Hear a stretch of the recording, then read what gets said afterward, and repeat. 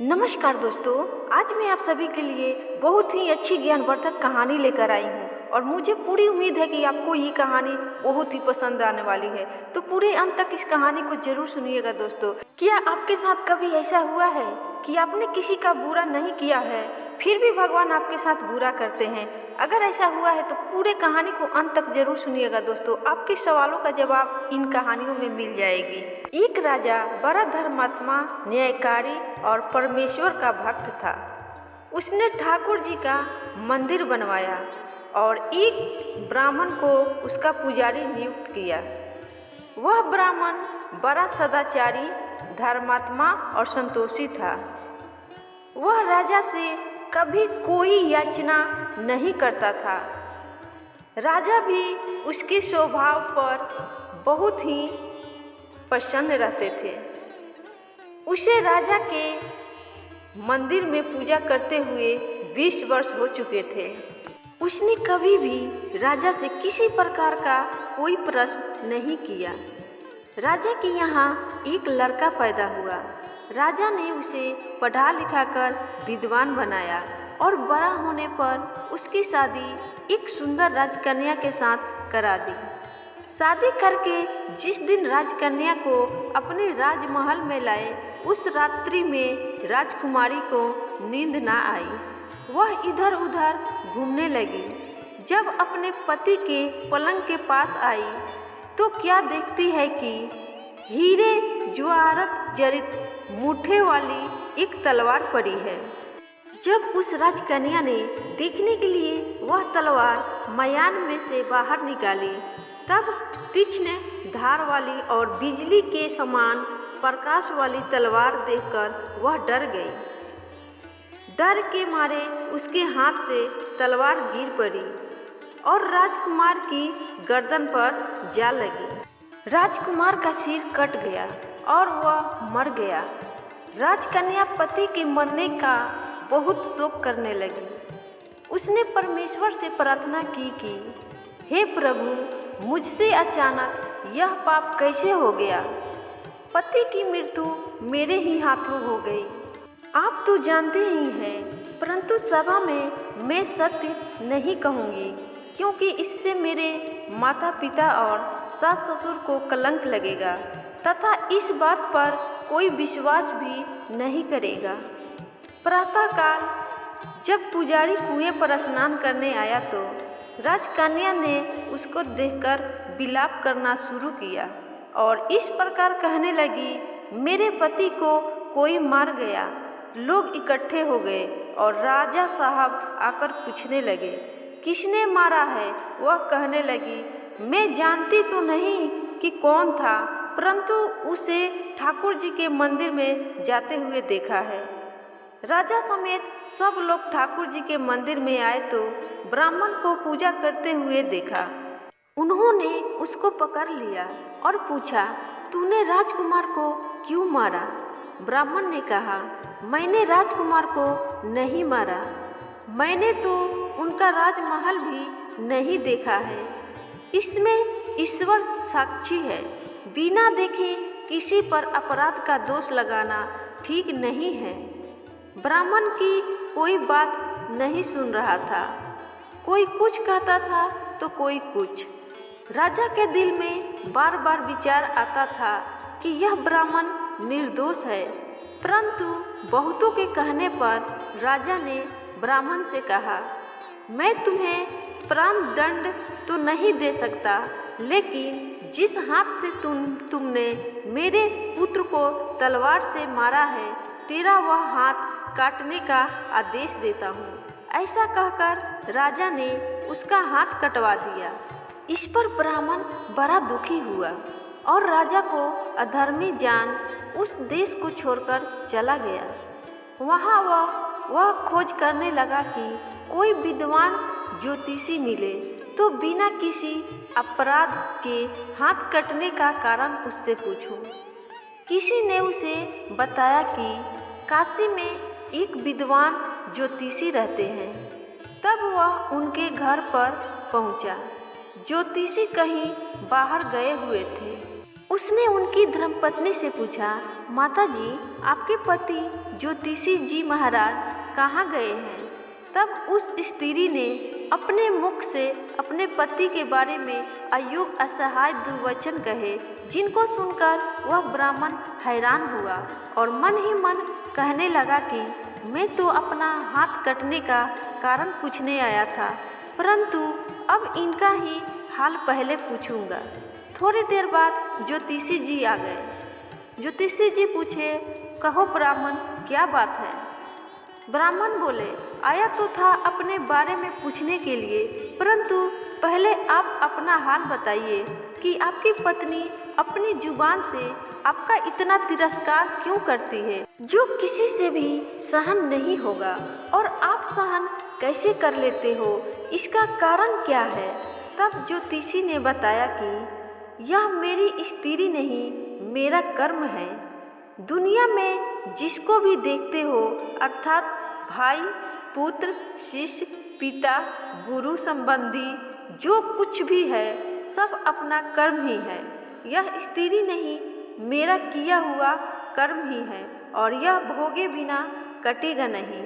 अपना किया हुआ जो भी कुछ शुभ अशुभ कर्म है, वह अवश्य ही भोगना पड़ता है।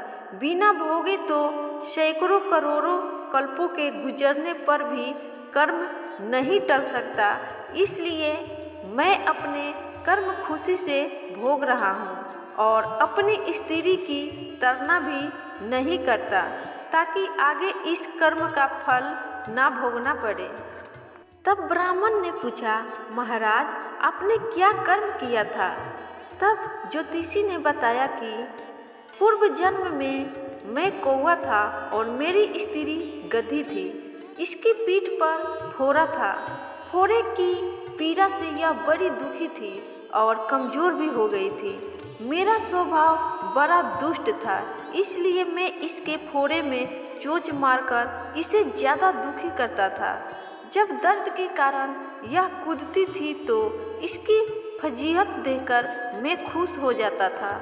मेरे डर के कारण यह सहसा बाहर नहीं निकलती थी, किंतु मैं इसको ढूंढता फिरता था। यह जहाँ मिले वहीं इसे दुखी करता था। आखिर मेरे द्वारा बहुत सताए जाने पर त्रस्त होकर यह गांव से 10-12 मील दूर जंगल में चली गई। वहाँ गंगा जी के किनारे संगन वन में हरा हरा घास खाकर और मेरी चोटों से बचकर सुखपूर्वक रहने लगी। लेकिन मैं इसके बिना नहीं रह सकता था।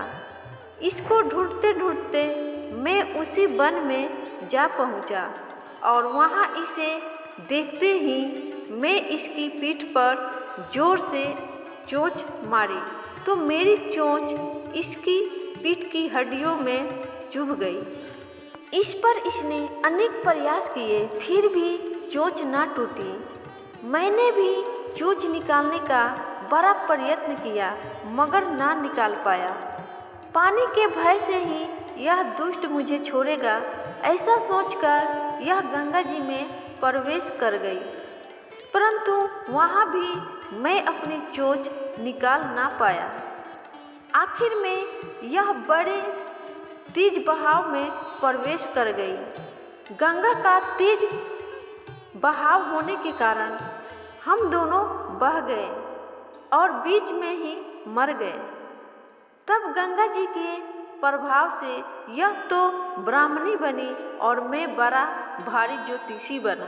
अब वही मेरी स्त्री हुई जो मेरे मरण पर्यंत अपने मुख से गाली निकालकर मुझे दुख देगी, और मैं भी अपने पूर्व कर्मों का फल समझकर सहन करता रहूँगा। इसका दोष नहीं मानूंगा, क्योंकि यह किए हुए कर्मों का ही फल है। इसलिए मैं शांत रहता हूँ। अब अपना प्रश्न पूछो। ब्राह्मण ने अपना सब समाचार सुनाया और पूछा, अधर्मी पापी राजा ने, मैंने कोई पाप नहीं किया, ना ही कोई अपराध किया, फिर भी मेरा हाथ क्यों कटवाया? ज्योतिषी राजा ने आपका हाथ नहीं कटवाया, आपके कर्म ने ही आपका हाथ कटवाया है। तो ब्राह्मण ने बोला, ओ किस प्रकार? तब फिर ज्योतिषी ने बताया, पूर्व जन्म में आप एक तपस्वी थे और राजकन्या गौ थी तथा राजकुमार कसाई था। वह कसाई जब गौ को मारने लगा तब गौ बेचारी जान बचाकर आपके सामने से जंगल में भाग गई। पीछे से कसाई आया और आपसे पूछा कि इधर कोई गाय तो नहीं गया है। आपने प्रण कर रखा था कि झूठ नहीं बोलूँगा, अतः जिस तरफ से गौ गई थी उस तरफ आपने हाथ से इशारा किया तो उस कसाई ने जाकर गौ को मार डाला। गंगा के किनारे वह उसकी चमड़ी निकाल रहा था। इतने में ही उस जंगल से शेर आया और गौ एवं कसाई दोनों को खाकर गंगा जी के किनारे ही उनकी हड्डियां उसमें बह गई। गंगा जी के प्रताप से कसाई को राजकुमार और गौ को राजकन्या का जन्म मिला एवं पूर्व जन्म के किए हुए उस कर्म ने एक रात्रि के लिए उन दोनों को इकट्ठा किया। क्योंकि कसाई ने गौ को हंसिए से मारा था, इसी कारण राजकन्या के हाथों अनायास ही तलवार गिरने से राजकुमार का सिर कट गया और वह मर गया। इस तरह अपना फल देकर कर्म निवृत्त हो गया। तुमने जो हाथ का इशारा रूप कर्म किया था उस पाप कर्म ने तुम्हारा हाथ कटवा दिया। इसमें तुम्हारा ही दोष है, किसी अन्य का नहीं। ऐसा निश्चय कर सुखपूर्वक रहो। कर्म फल का भोग टलता नहीं। कितना सहज है ज्ञान संयुक्त जीवन। यदि हम इस कर्म सिद्धांत को मान ले और जान ले तो पूर्वकृत घोर से घोर कर्म का फल भोगते हुए भी हम दुखी नहीं होंगे, बल्कि अपने चित्त की समता बनाए रखने में सफल होंगे। भगवान श्री कृष्ण इस समतत्व के अभ्यास को ही समतत्व योग संबोधित करते हैं, जिसमें दृढ़ स्थिति प्राप्त होने पर मनुष्य कर्म बंधन से मुक्त हो जाता है। तो दोस्तों, ये थी पिछले जन्म के हिसाब की कहानी। अगर आपको ये कहानी पसंद आई हो तो प्लीज़ इस वीडियो को लाइक शेयर करें और चैनल पे नए हो तो प्लीज़ इस चैनल को सब्सक्राइब जरूर करिएगा दोस्तों। फिर मिलूंगी किसी और अच्छे कहानी के साथ। तब तक के लिए आप सभी को बाय बाय। धन्यवाद दोस्तों।